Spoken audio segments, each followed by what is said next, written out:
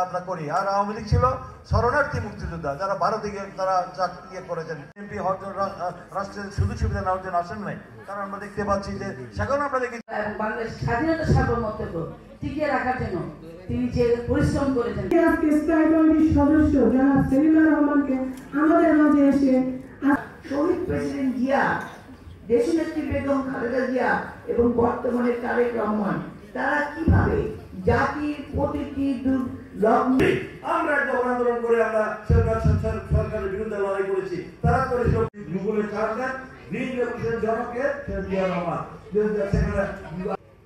বাংলাদেশি জাতীয়তাবাদী আদর্শের মা বোনদেরকে যিনি একটি সম্মানিত সভাপতি, আমাদের রাজনৈতিক অভিভাবক, নরসিংদীর থেকে নরসিংদীর জনগণকে নিয়ে আমরা আবার ঐক্যবদ্ধভাবে আমরা আবার এগিয়ে যাবো।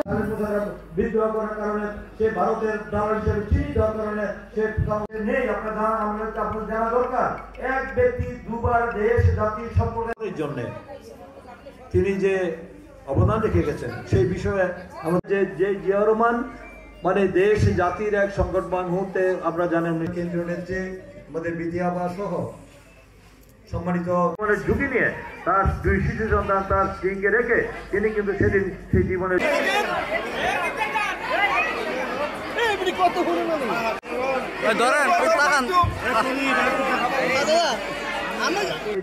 জাতিকে ডিসেম্বরের মধ্যে নির্বাচন হতেই হবে। আমরা নির্বাচনের জন্য বিএনপি যা করা দরকার, বিএনপি অবশ্যই সেটা করবে। সেটা কিভাবে করবে আগামী দিনে আপনারা জানতে পারবেন, কর্মসূচি আসবে। মাত্র 1 মাস কি 17 দিনের সংগ্রামের চোটে কিন্তু এই কি বলে এই গণ অভ্যুত্থান ঘটে নাই। সেদিন কেন ঘটেছিল? 16 বছরের যে অত্যাচার, নিপীড়ন, গুম, খুন, হত্যা, কারাগার, জেল, এমন কোনো অন্যায় নাই যারা করে নাই। মানুষের ক্ষোভ, সেই ক্ষোভ কিন্তু জ্বলছিল সবার মনে।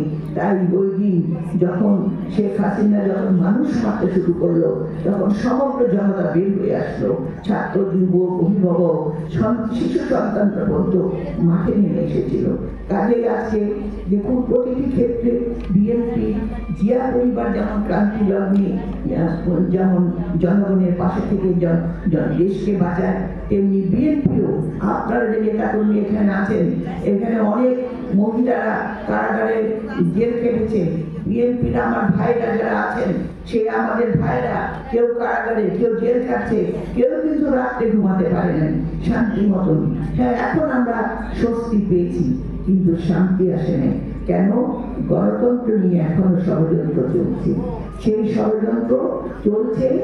আমরা অন্তর্বর্তী সরকার, অন্তর্বর্তীকালীন সরকার, যাকে আমরা ভেবেছিলাম যে সরকারের মধ্য দিয়ে আমরা একটা নতুন সরকার গঠন করতে পারবো, যে সরকার হবে জবাবদিহিমূলক সরকার, নির্বাচনের মধ্য দিয়ে।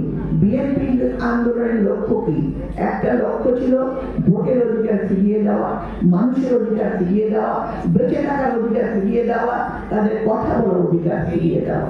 সেখানে আমাদের লক্ষ্য কিন্তু এখনো পরিপূর্ণ হয় নাই।